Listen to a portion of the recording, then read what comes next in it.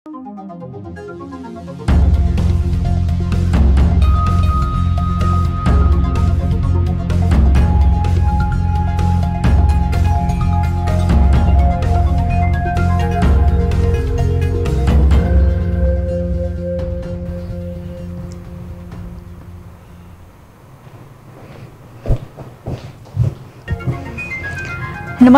यो news 24 television prime time न्यूजमा स्वागत छ। स्थानीय तहको निर्वाचन नेपाल र नेपाली राजनीतिको प्रमुख चासो र सरकारको मुद्दा हो। तर अमेरिकी सहयोग परियोजना एमसीसी को विवाद र बहसका कारण निर्वाचनको मुद्दा ओझेलमा पर्न थालेको छ। प्रधानमन्त्री र निर्वाचन आयोगका पदाधिकारीहरू बीचको पछिल्लो भेटमा आगामी जेठ 4 गते निर्वाचनको मिति घोषणा गर्न लगभग सहमति भएको थियो। सरकारले सोही अनुसार मिति घोषणा गर्नुपर्नेमा अहिलेसम्म त्यसतर्फ अग्रसरता लिएको देखिँदैन। त्यसअघि निर्वाचन कहिले गर्ने भन्नेमा सत्तासीन गठबन्धनभित्र लामो छलफल, विवाद र बहस भएको थियो। संविधानसँग बाँधिएको ऐन संशोधन गरेर निर्वाचन पर धकेल्ने योजना बनाए पनि अन्तिममा सरकार त्यस्तो कदमबाट पछि हटेको अनुमान गरिएको थियो। तर पछिल्ला दिनहरूमा निर्वाचन झनै अन्योलमा पर्दै गएको आभास मिल्न थालेको छ। एमसीसी संसदबाट अनुमोदन गर्ने वा नगर्ने भन्ने विषयमै राजनीति घुमेको छ। परिणामत निर्वाचन मिति घोषणा हुन सकेकै छैन। जनभावना विपरीत निर्वाचन पर धकेल्ने कानूनमा संशोधन पनि गरिएको छैन। स्थानीय तह र आम नागरिकलाई यसरी अन्योलमा राख्नु लोकतान्त्रिक सरकारका लागि शोभनीय भने हुँदैन। यता नेपाली राजनीतिमा ध्रुवीकरणको संकेतहरू बढ्दै गइरहेको छ। लोकतान्त्रिक आन्दोलनमा हातेमालो गरेका शक्तिहरू बीच टकराव बढ्दो छ। लामो समय एउटै दल भएर बसेकादेखि केही समयमा एउटै दलभित्र अटाएका माधवकुमार नेपाल र पुष्पकमल दाहालहरूलाई प्रमुख विपक्षी दल नेकपा एमाले स्वीकार गर्न सकिरहेको छैन। दूरी यसरी बढ्दैछ कि राजनीति मात्रै होइन, नेताहरूबीच व्यक्तिगत नै इगो र द्वन्द्व भए जस्तो प्रतीत हुन्छ। सत्तासीन गठबन्धनमा टुटाउने कसरतमा एमाले अध्यक्ष केपी शर्मा ओली सक्रिय छन्। मोर्चाबन्दी टुटाउन नसके उनी आफै नयाँ मोर्चाबन्दीको तयारीमा देखिएका छन्। राष्ट्रिय सभा निर्वाचनमा मधेस प्रदेशमा लोसपासँग तालमेल गरेर उनले नयाँ गठबन्धनका लागि मार्ग प्रशस्त गरिसकेका छन्। यसरी नेपाली राजनीति ध्रुवीकरण र आरोप प्रत्यारोपबाट अघि बढ्न सहज अवस्था होइन। लोकतन्त्र र परिवर्तनका लागि सहकार्य गरेका दलहरूले मुलुकको विषम अवस्थालाई हेरेर आफ्नो भूमिकालाई समीक्षा गर्ने बेला भएको छ। अब प्राइम टाइम न्यूजका हेडलाइन्स। दलहरूको मनपरी व्याख्याका कारण एमसीसीको विषय जटिल बन्दै, दलीय सहमतिमा एमसीसी किनारा लगाएर विवाद समाधानको विकल्प नरहेको विश्लेषण।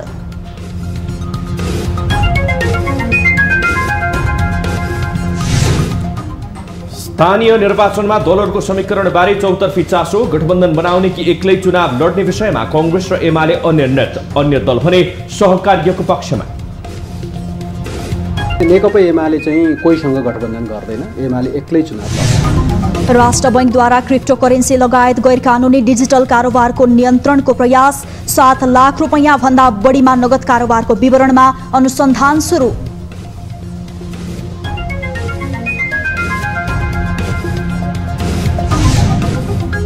राष्ट्रिय खेलकुद परिषदको नेतृत्व विवादमा खेलाडी र कर्मचारीको असन्तुष्टि। विवादका कारण खेल क्षेत्र गलत दिशामा जान लागेकोमा खबरदारी। आफ्नो प्रस्तुत गर्ने ठाउँ प्लेटफर्म चाहिँ हामीलाई बनाइदिनु हुन चाहिँ यो खेलाडीहरूले चाहिँ यो र कोरोना संक्रमण जोखिमका बीच फ्रान्सद्वारा प्रतिबन्धहरू सहज बनाउने विवादास्पद निर्णय। कोरोना परीक्षण व्यापक बनाउनेदेखि खोप वितरणमा भने चुस्त अवस्था।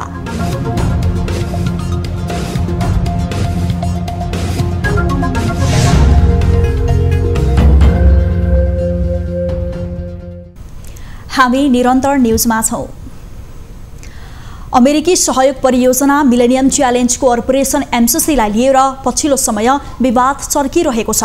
यति बेला एमसीसी कार्यान्वयन गर्ने वा नगर्ने भन्ने विषयमा राजनीतिक वृत्तदेखि सर्वसाधारणसम्म विभाजित बनेका छन्। राजनीतिक दलले आफू अनुकूल व्याख्या गर्दा यो विषय कचल्टिँदै गएको छ। एक रिपोर्ट। अमेरिकी आर्थिक सहयोग परियोजना एमसीसी कार्यान्वयन गर्ने वा नगर्ने भन्ने विषयमा सत्ता गठबन्धनमा नै मतभेद छ। विशेष गरी एमसीसी आर्थिक परियोजना मात्रै हो कि सैन्य रणनीतिक योजना पनि हो भन्ने विषयमा सत्ता गठबन्धन स्पष्ट छैन। सत्ता गठबन्धनको नेतृत्व गरिरहेको नेपाली कांग्रेस आफैले प्रस्ताव गरेको एमसीसी कुनै पनि हालतमा कार्यान्वयन गर्नुपर्ने अडानमा छ। तर नेकपा माओवादी केन्द्र र नेकपा एकीकृत समाजवादी लगायतका दल यथास्थितिमा एमसीसी कार्यान्वयन गर्न नसकिने पक्षमा छन्। पछिल्लो समय एमसीसीलाई लिएर सर्वसाधारणदेखि राजनैतिक वृत्तसम्म विभाजित बनेको छ। कतिपयले एमसीसी आर्थिक परियोजना मात्रै भएकोले कार्यान्वयन गर्नुपर्ने बताउँदै आएका छन् भने कतिपयले एमसीसी सार्वभौम सत्ता र स्वतन्त्रतासँग जोडिएको विषय भएकोले कुनै पनि हालतमा कार्यान्वयन गर्न नहुने तर्क गरिरहेका छन्। सत्तारूढ दलहरूले आफ्नो स्वार्थ अनुसार एमसीसीको व्याख्या गर्दा जनता कुहिरोको काग जस्तो बनेको विपक्षी दलको बुझाइ छ। यो एमसीसीको बारेमा पोजिटिभ होइन, सम्पूर्ण कुराहरू नेगेटिभ कुराहरू लगिदिने काम यिनै अहिले सत्ताभित्रको गठबन्धनभित्रको खास गरी प्रचण्ड र माधव नेपालको नेतृत्वमै भएको हो। उहाँहरूले गर्नुभएको, उहाँहरू नै अहिले सत्तामा हुनुहुन्छ।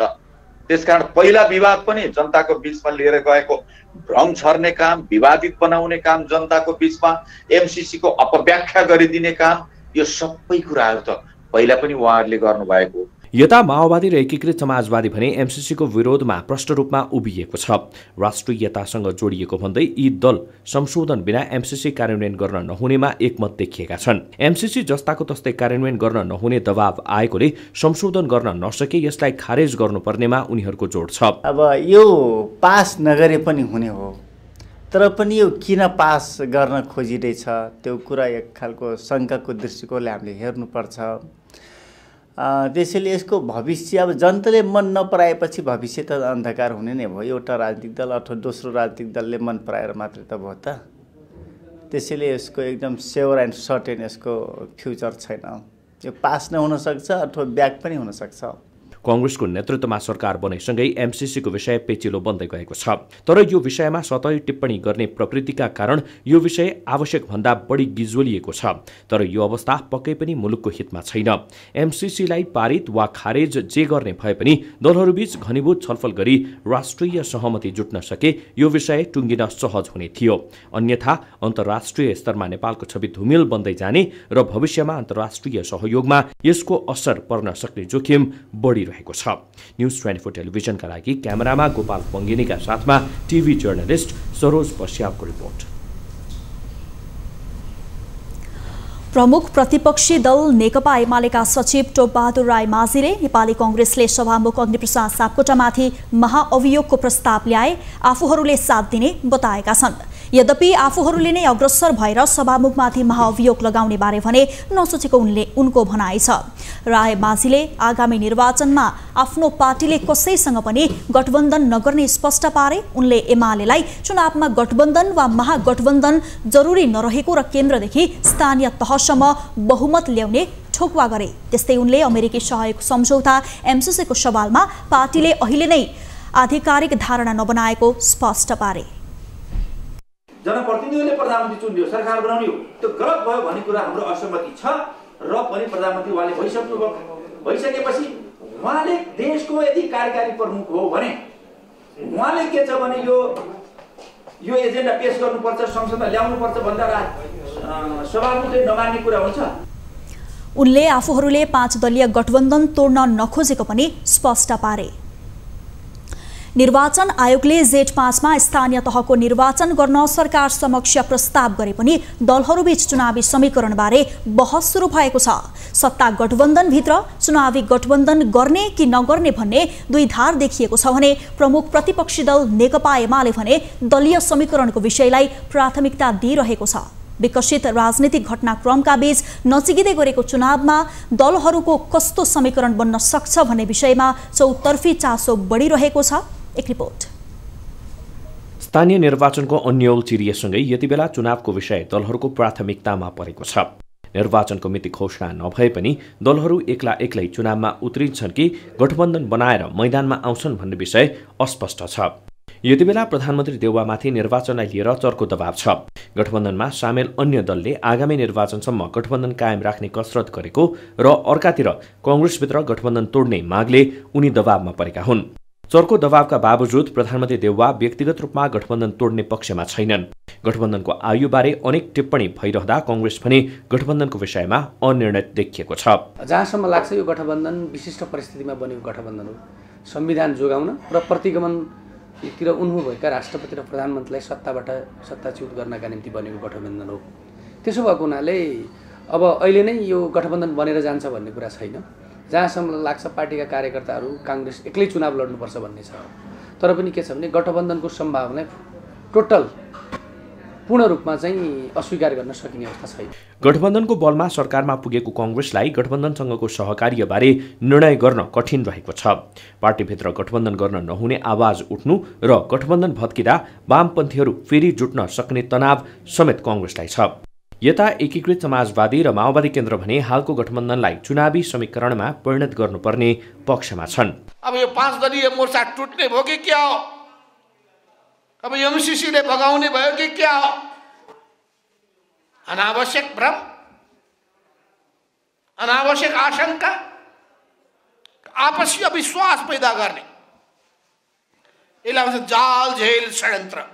सत्ता गठबन्धनसँगै एक्लै चुनाव लड्न नसक्नेमा एमाले प्रष्ट छ। यस्तोमा अन्य दलसँग सहकार्य गरेर अघि बढ्नुपर्नेमा एमाले पनि प्रष्ट देखिएको छ। आगामी निर्वाचनमा एमाले लोकसभासँग मात्रै नभएर राप्रपादेखि नेत्र विक्रम चन्द नेतृत्वको नेकपा, सीके राउत नेतृत्वको जनमत पार्टीसँग पनि चुनावी सहकार्य गर्न चाहेको देखिन्छ। तर एमालेका नेताहरू भने अझै पनि चुनावमा एक्लै उत्रने हुक्कार गर्न पछि हट्दैनन्। गठबन्धनमा कांग्रेस चाहिँ गठबन्धन सहित आयो भने कांग्रेस चाहिँ 74 सालको इलेक्सनमा जुन घाइते भएको छ, खुट्टा भाँचिएको थियो, बैशाखी टेक्नु भएको छ समाजवादी र अब माओवादी केन्द्रको, अनि उपेन्द्र यादव र तपाईँको चाहिँ जनमोर्चाको लट्ठी पनि टेका छ कांग्रेस अहिले। र त्यही सहित आउँछ भने कांग्रेस तङ्ग्रिया रहन्छ भन्ने हामी बुझ्छौँ। त्यसो भएर हामी मनोविज्ञानको हिसाबले हामी झन् विन ओभरमा हुन्छौँ हैन। त्यसैले नेकपा एमाले चाहिँ कोहीसँग गठबन्धन गर्दैन, एमाले एक्लै चुनाव लड्छ। यति बेला दलहरूबीच एमसीसी र गठबन्धनका विषयमा अन्यल देखिएको छ। तर चुनाव हुने अवस्थामा गठबन्धनको आवश्यकता सबै दललाई देखिएको छ। चुनावी जोड घटाउमा गठबन्धनको प्रभाव ठूलो हुने भएकोले चुनाव अघि जे जस्तो दावी गरे पनि चुनावसम्म दलहरूको रवैया परिवर्तन हुने विगतकै शैली हो। यस पटकको चुनावमा भने कस्तो समीकरण बन्छ भन्ने स्पष्ट चित्र अहिले नदेखिए पनि यो विषय केही समयमै प्रष्ट हुनेछ। न्यूज 24 टेलिभिजनका लागि क्यामेरामा सुनिल गुरुङका साथमा टिभी जर्नलिस्ट राजन ढकालको रिपोर्ट। हामी निरन्तर न्यूजमा छौं। राष्ट्रिय मानवाधिकार आयोगले भौतिक पूर्वाधार तथा यातायात मन्त्री रेणु यादवसँग स्पष्टीकरण माग गरेको छ। उत्तेजनापूर्ण अभिव्यक्ति दिएको भन्दै आयोगले स्पष्टीकरण मागेको हो। मन्त्री यादवले जनमत पार्टीका अध्यक्ष सीके राउतको हत्या गर्ने अभिव्यक्ति दिएकी थिइन्। आयोगले मन्त्री यादवले दिएको अभिव्यक्ति र यसबाट सिर्जित अवस्थाप्रति गम्भीर ध्यान आकर्षण भएको पनि जनाएको छ। उक्त घटनाको विषयलाई लिएर आयोगले बिहिबार मन्त्री यादवलाई आयोगमा बोलाई जानकारी समेत लिएको छ। मन्त्री यादवले श्रद्धाञ्जली सभामा आफूले दिएको अभिव्यक्ति अनियन्त्रित र असन्तुलित हुन पुगे पनि कसैप्रति लक्षित र पूर्वाग्रही नरहेको, हिंसा तथा मुठभेड गर्ने आफ्नो मनसाय नरहेको स्पष्टीकरण दिएकी थिइन्। आयोगले राजनीतिक प्रतिस्पर्धालाई स्वस्थ र हिंसा रहित बनाउनु पर्ने र भविष्यमा त्यस प्रकारका व्यक्ति नदोहोर्याउन मन्त्री यादवलाई निर्देशन दिएको छ। राजमार्ग बन्द गराउने उद्देश्यले आन्दोलनमा उत्रेका जनमत पार्टी महोत्तरीका 10 जना नेता तथा कार्यकर्ता पक्राउ परेका छन्। सरकारले किसानको माग नसुनेको भन्दै पूर्व पश्चिम राजमार्ग बन्द गराउन आन्दोलनमा उत्रेकाहरूलाई प्रहरीले बर्दिवासबाट पक्राउ गरेको हो। पक्राउ पर्नेमा जिल्ला उपाध्यक्ष मकसुदन महतो सहित रहेको इलाका प्रहरी कार्यालय गौरी डाँडाले जनाएको छ। पक्राउ पर्ने अन्यमा पिपरा गाउँपालिकाका धीरेन्द्र शाह, बर्दिवास 6 का विनोद कुमार महतो, बलवाह नगरपालिका 6 का वडाध्यक्ष नारायण शाह, पिपरा गाउँपालिकाका जीत कुमार ठाकुर, गौशाला नगरपालिका 1 का वडाध्यक्ष वीरेन्द्र महतो रहेका छन्। बर्दिवास 1 स्थित रातुपुलमा दिउँसो 4 बजे थप तनावग्रस्त भएपछि 4 जनालाई पक्राउ गरिएको हो। किसानको आन्दोलनलाई निस्तेज बनाइएको भन्दै प्रदेश सरकारलाई दबाव दिने उद्देश्यले राजमार्ग ठप्प बनाउने कार्यक्रम रहे पनि खासै असर देखिएको छैन। यात्रुलाई कुनै शास्ति नहोस् भन्ने उद्देश्यले सुरक्षाकर्मीहरू बिहानैदेखि सडकमा तैनात गरिएको थियो। सार्वजनिक सम्पत्तिमा अनधिकृत दोहनको क्रम यत्रतत्र फैलिएको छ। राजनीतिक नेतृत्वलाई प्रभावमा पारेर व्यवसायीहरूले सार्वजनिक जग्गामा आफ्नो रजाई गरिरहेका छन्। त्यसमध्ये एक हो भृकुटी मण्डप जग्गा। तर भृकुटी मण्डप क्षेत्रको 114 रोपनी जग्गा निकै सस्तो मूल्यमा भाडामा लिएर केही व्यक्तिले राज गरिरहेका छन्। एक रिपोर्ट। भृकुटी मण्डप क्षेत्र काठमाडौँको सर्वाधिक महँगो मध्यमा पर्छ, तर त्यहाँको 60 रोपनी भन्दा बढी जग्गा प्रति रोपनी मासिक 9,250 रुपैयाँमा भाडामा लागेको छ। बाल बालिकाहरूले खेल्ने फन पार्क रहेको सो जग्गामा कांग्रेस नेता एवं पूर्व मन्त्री टेक बहादुर गुरुङको राज चलेको छ। त्यो जग्गा समाज कल्याण परिषदको स्वामित्वमा छ। त्यस नजिकै 8.5 रोपनी फैलिएको टुकुचा तरकारी बजारको भाडा भने मासिक प्रति रोपनी 78,571 रुपैयाँ रहेको छ। सामान्य आँखाले हेर्दा पनि उही क्षेत्रमा रहेको जग्गाको भाडा दर उस्तै हुनुपर्ने हो, तर यी दुई जग्गाको भाडामा प्रति रोपनी मासिक करिब 68,000 फरक परेको छ। त्यस्तै संस्था ल्याम पुचले महिनाको 13,000 तिरेर 25 रोपनी जग्गा उपयोग गर्दै आएको छ। शक्ति केन्द्रलाई प्रभावित पार्ने, अब त्यो परिषद नै हुनसक्छ, परिषदभन्दा माथिल्लो निकाय हुनसक्छ, त्यस्ता खाले चाहिँ केही सङ्घ संस्थाहरू छन्। ती सङ्घ संस्थाहरूले भाडा तिरिरहेका छैनन्। 30 रोपनीमा भृकुटी मण्डपको कपडा बजार बसेको छ। निजी क्षेत्र मात्रै होइन, यहाँ लगभग 7वटा सरकारी कार्यालय भवन छन्। अन्य सङ्घ संस्थाका कार्यालय पनि उत्तिकै छन्। सरकारी तथा सार्वजनिक सम्पत्तिको भोग वा प्रचलन गर्न नहुने भन्ने होइन, तर ती सम्पत्तिबाट समयानुकूल र मनासिब मूल्य भने सम्बन्धित सरकारी निकायले पाउनै पर्छ। स्पष्ट मापदण्ड र प्रक्रियाका आधारमा सार्वजनिक सम्पत्तिहरूमा भाडामा लगाउन नसक्दा जताततै पहुँचवालाहरूको बिगबिगी बढ्दो छ। त्यसका हेर्नुहोस् त महत्त्वपूर्ण ठाउँका सार्वजनिक जग्गाहरूलाई दलालहरूको हातमा गयो हेर्नुहोस्, गलत तत्त्वहरूको हातमा गइराखेका छ, निजीकरण गरिराखेका छन्। तपाईँको ठुल्ठुला सार्वजनिक पोखरीलाई व्यक्तिको नाममा दर्ता गरेर राखाइराखेका छैनन्। ठुल्ठुला सार्वजनिक तपाईँको को रूपमा प्रयोग गरिने त्यस्ता किसिमका जग्गाहरूलाई त्यस्तो गरे। अब कुनै दिन तपाईँको टुडी खेल पनि कसैले दावा गर्न बेर छैन, त्यो पनि कसैले गरेको रहेछ भने अचम्म मान्नुपर्ने स्थिति छैन। त्यसकारण के भनेपछि यो गलत छ, यो राजनीतिक प्रभावका कारणले नै यस्तो गरिएको हो। सेटिङका आधारमा सार्वजनिक सम्पत्तिमा सीमित व्यक्तिको रजाई हुने र राज्यलाई करोडौंको नोक्सानी हुने परिपाटीको अन्त्य हुन जरुरी छ। समाज कल्याण परिषदले आफ्नो सम्पत्तिलाई समुचित मूल्याङ्कन गरेर स्वस्थ प्रक्रियाबाट भाडामा लगाउन सक्नुपर्छ।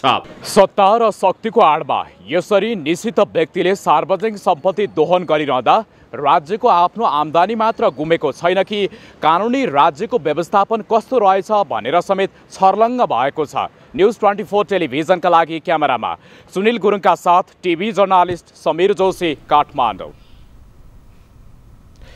नेपाल कृषि प्रधान देश। कृषि पेसाबाट विदेशभन्दा स्वदेशमा मनज्ञ आम्दानी हुने, तर यसका लागि पर्याप्त लगाव समेत आवश्यक छ। कृषि सम्बन्धी ज्ञान र तालिम भएपछि जस्तो सुकै मौसममा पनि उब्जनी गरेर राम्रो आय आर्जन गर्न सकिने भएकोले यो पेसाप्रति आकर्षण समेत बढेको छ। इटहरी उपमहानगरपालिकाका कृषकहरू अहिले कृषि कर्मबाट राम्रो आम्दानी गरेर उदाहरणीय बन्न सकेका छन्। एक रिपोर्ट। इटहरी उपमहानगरपालिका क्षेत्रका कृषकहरू यति बेला स्वदेशमै लाखौं आम्दानी आर्जन गर्न थालेका छन्। इटहरी वडा नम्बर 11 का कृषकहरू सामूहिक रूपमा कृषि समूह स्थापना गरी उनीहरूले कृषि कर्मबाट सफलता पाइरहेका हुन्। स्वदेशमै केही गर्ने उद्देश्यका साथ सुरुवात गरेको कृषि उद्यमबाट यहाँका कृषकहरूले तरकारी र फलफूल खेतीबाट वार्षिक लाखौंको आम्दानी गरेर उदाहरणीय बनेका हुन्। युवाहरू रोजगार नपाएर विदेश धाउने गरेको सन्दर्भमा सो क्षेत्रका कृषकहरूले आफ्नै खेतबारीमा तरकारी र फलफूल खेती गरेका हुन्। 31 जनाको समूह छौं, त्यसमा 15-16 जना चाहिँ सब्जी खेती गर्छौं र आफ्नै खेतमा हामीहरूले सब्जी फलाएर बजारदेखि मार्केटिङ सबै हामीले आफै गर्छौं र बढी भएको बेलामा हामीले बाहिर पनि पठाउँछौं। काठमाडौँदेखि लिएर धनकुटा हिली उता पहाडतिर अब उता उत्पादन नभएको बेला यताको उत्पादन चाहिँ हामी उता पठाउँछौं।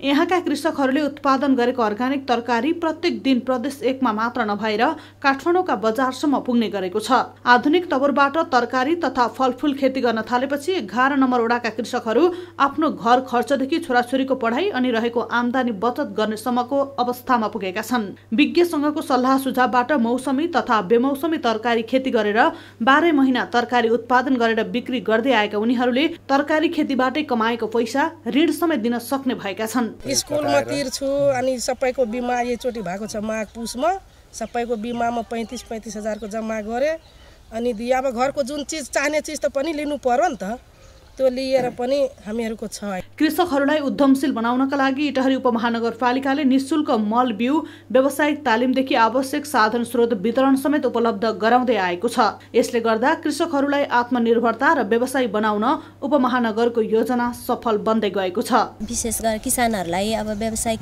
किसानहरूलाई सपोर्ट पुगोस् भन्ने हिसाबले कृषि शाखाले चाहिँ अब बिउ बिजनहरू सिजनल बिउ बिजनहरू अब वर्षे सिजनको हिउँदे सिजनको व्यावसायिक खेती गर्ने किसानहरूलाई सपोर्ट गर्छ र अब कौशी खेती गर्नेलाई कौशी तालिमहरू सामग्रीहरू वितरण, करेसा खेती गर्ने किसानहरूलाई करेसाको बिउ बिजनहरू अनि जैविक विषादीहरू यस्तो अब सामग्रीहरूमा पनि मिनी टिलर, पावर टिलर, धान काट्ने, गहुँ काट्ने मेसिन, रिपर हेड यस्ता सामग्रीहरू चाहिँ विगत वर्षहरूमा पनि वितरण गर्दै आएको छ। कृषि क्षेत्रमा सरकारको सानो सहयोगले पनि ठूलो सफलता हासिल हुन सक्छ।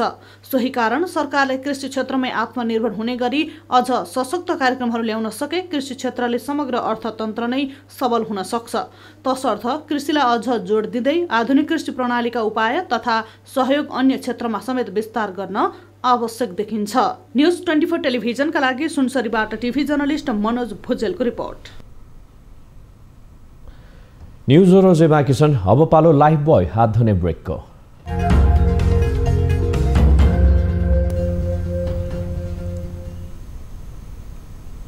हामी निरन्तर न्यूजमा छौं।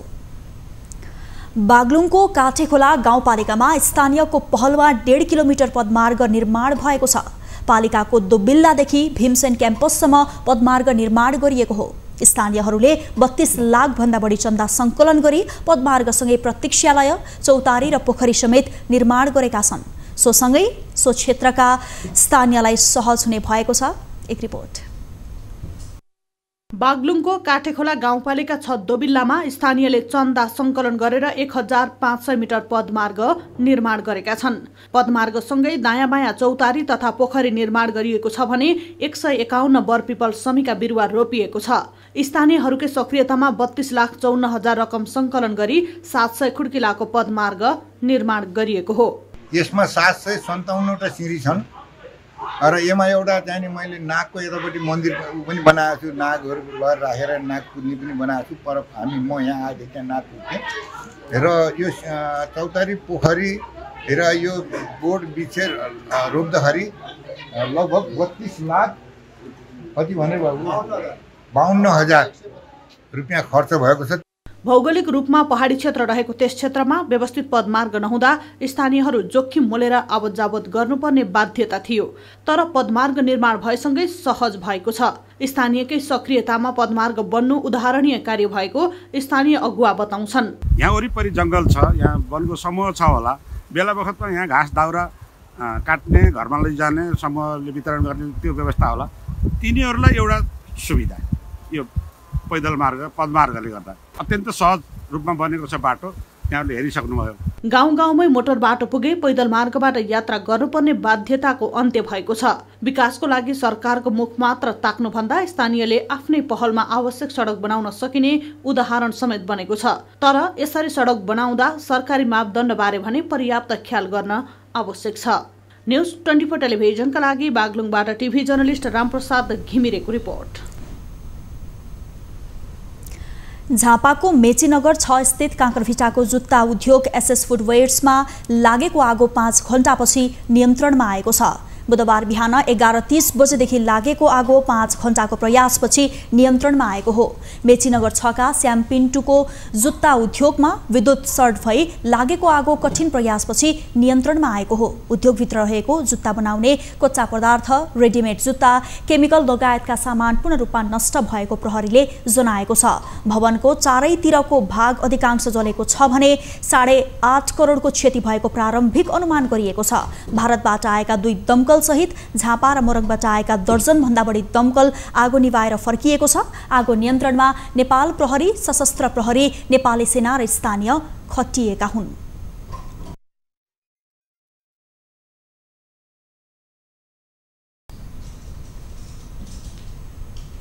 अब हेल्थ न्यूज।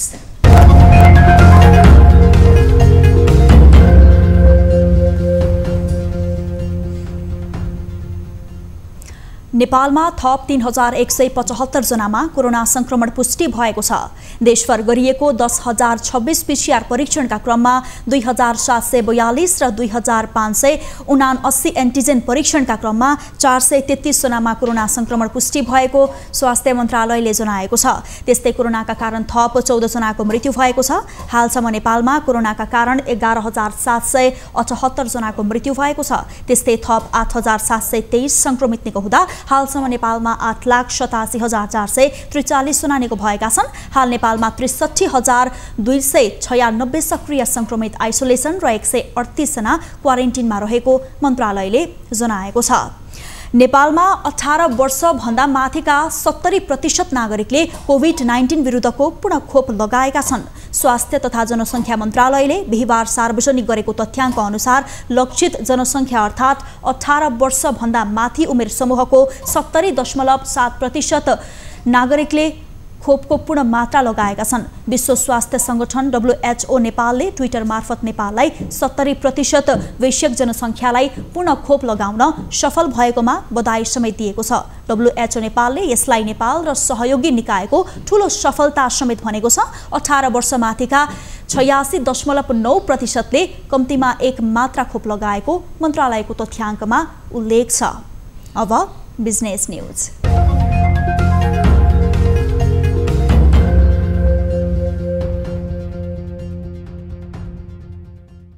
साताको अन्तिम कारोबार दिन बिहिबार शेयर बजारमा दोहोरो अङ्कको गिरावट आएको छ। बिहिबार शेयर बजारमा 0.50% घटेको हो। बिहिबार नेप्से परिसूचक घटे पनि कारोबार रकम भने बढेको छ। नेपाल स्टक एक्सचेन्जका अनुसार शेयर बजार कारोबार मापक नेप्से परिसूचक 14.48 अङ्कले घटेर 2876.75 बिन्दुमा झरेको छ। यता ठुला कम्पनीहरूको कारोबार मापक सेन्सेटिभ परिसूचक 3.26 अङ्कले घटेर 539.64 बिन्दुमा पुगेको छ।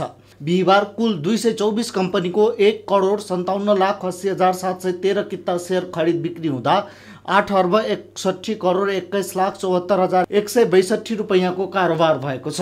आज 13 उपसमूह मध्ये 11वटा समूहको शेयर मूल्य घटेको छ। बाँकी 2वटा समूहको मात्र शेयर मूल्य बढेको छ।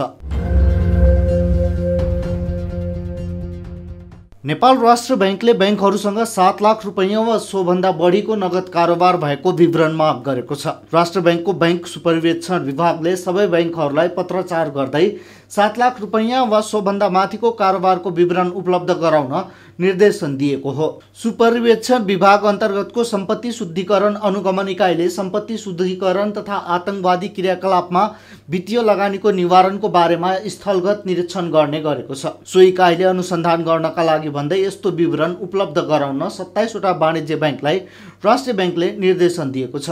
अहिले 10 लाख रुपैयाँ भन्दा माथिको कारोबार नगदमा गर्न पाइँदैन। 10 लाख भन्दा कम रकम भने नगदमै कारोबार गर्न पाउने व्यवस्था छ। पछिल्लो समय भर्चुअल करेन्सीमा लगानी नगर्न राष्ट्र बैंकले चेतावनी दिँदै आएको छ। क्रिप्टो करेन्सी जस्ता भर्चुअल कारोबार अवैध रहेको भन्दै राष्ट्र बैंकले यस विषयमा कडा निगरानी गरिरहेको छ।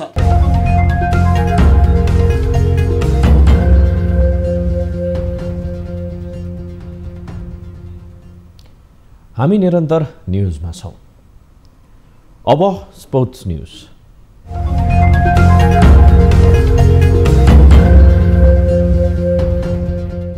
राष्ट्रिय तथा अन्तर्राष्ट्रिय खेलाडी संघ, नेपाल ओलम्पियन संघ र राष्ट्रिय खेलकुद परिषद कर्मचारी संघले बिहिबार शान्तिपूर्ण विरोध प्रदर्शन गरेका छन्। राष्ट्रिय खेलकुद परिषदको नेतृत्व विवादका कारण खेलकुदलाई ठप्प नबनाउन तथा खेलकुद खेलाडी र खेलकर्मीको भविष्यमा खेलवाड नगर्न मागसहित 3 खेलकुद संघले शान्तिपूर्ण प्रदर्शन गरेको हो। त्रिपुरेश्वर स्थित दशरथ रङ्गशाला र राखेपो परिसरमा आयोजित आन्दोलनमा विभिन्न खेलका खेलाडी, प्रशिक्षक तथा खेलकर्मीको उपस्थिति रहेको थियो। राखेपोको सदस्य सचिव बर्खास्ती र नयाँ सदस्य सचिवको नियुक्तिको विषयमा सर्वोच्च अदालतमा परेको रिटको किनारा लगाउन सम्मानित अदालत समक्ष आग्रह गर्दै परिषदको काम कारबाही नियमित राख्न सम्बन्धित निकायको ध्यानकर्षण गर्न शान्तिपूर्ण विरोधको कार्यक्रम गर्ने गरिएको संघले जनाएको छ। अखिल नेपाल फुटबल संघ एन्फाले निर्वाचन नियमावली प्रस्तावित मस्यौदा पारित गरेको छ। बिहिबार ललितपुरमा बसेको एन्फाको 16औं कार्य समिति बैठकले निर्वाचन नियमावली प्रस्तावित मस्यौदा फिफा र एएफसीको निर्देशनहरू पालना गर्ने गरी पारित गर्ने निर्णय गरेको हो। बैठकले निर्वाचन समिति गठन गर्दै विभिन्न व्यक्तिहरूलाई निर्वाचन समितिमा मनोनयन गर्न 20औं विशेष साधारण समितिमा पेश गर्ने निर्णय पनि गरेको छ।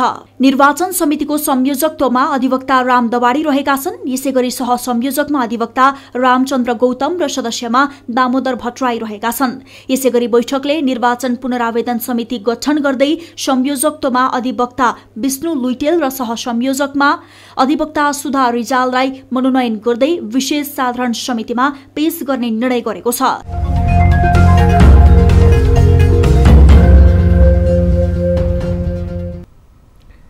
अब 24 weather update.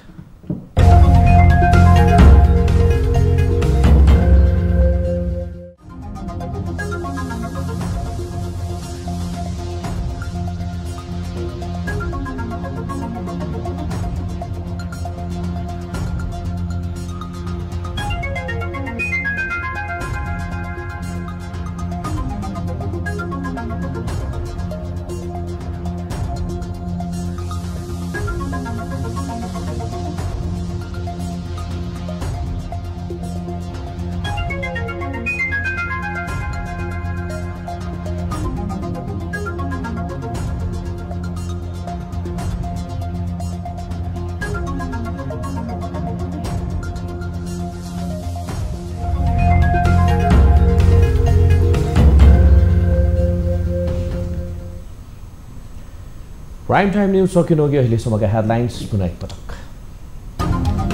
दलहरूको मनपरी व्याख्याका कारण एमसीसीको विषय जटिल बन्दै दलीय सहमतिमा एमसीसी किनारा लगाएर विवाद समाधानको विकल्प नरहेको विश्लेषण।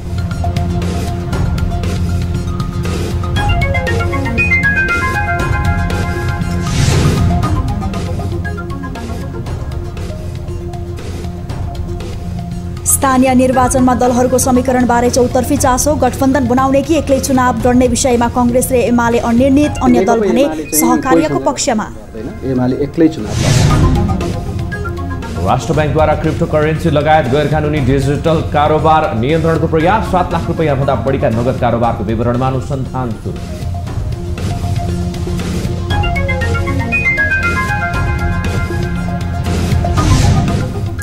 राष्ट्रिय खेलकुद परिषदको नेतृत्व विवादमा खेलाडी र कर्मचारीको असन्तुष्टि, विवादका कारण खेल क्षेत्र गलत दिशामा जान लागेकोमा खबरदारी।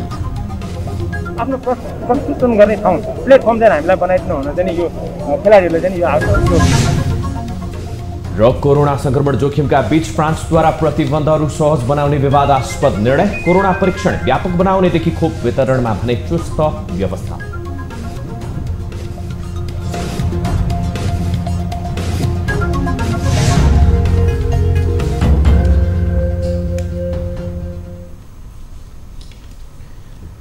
प्राइम टाइम न्यूज अहिलेलाई यति नै। ताली र गालीका लागि हामीले सोधेको प्रश्नको अन्तिम नतिजा, यसपछि प्रसारण हुने कार्यक्रम सीधा कुरा जनतासँगमा हेर्न सक्नुहुनेछ। थप न्यूजका लागि हाम्रो वेबसाइट www.news24nepal.com हेर्नुहोला। साथै हामीलाई फेसबुक, ट्विटर र युट्युबमा पनि फलो गर्न सक्नुहुनेछ। यस्तै मोबाइल, भाइबर र इमेलबाट 24 डेस्कमा समस्याहरू गुनासो गर्न सक्नुहुनेछ। अहिलेलाई बिदा दिनुहोस्, हामी निरन्तर न्यूजमा छौँ। नमस्ते।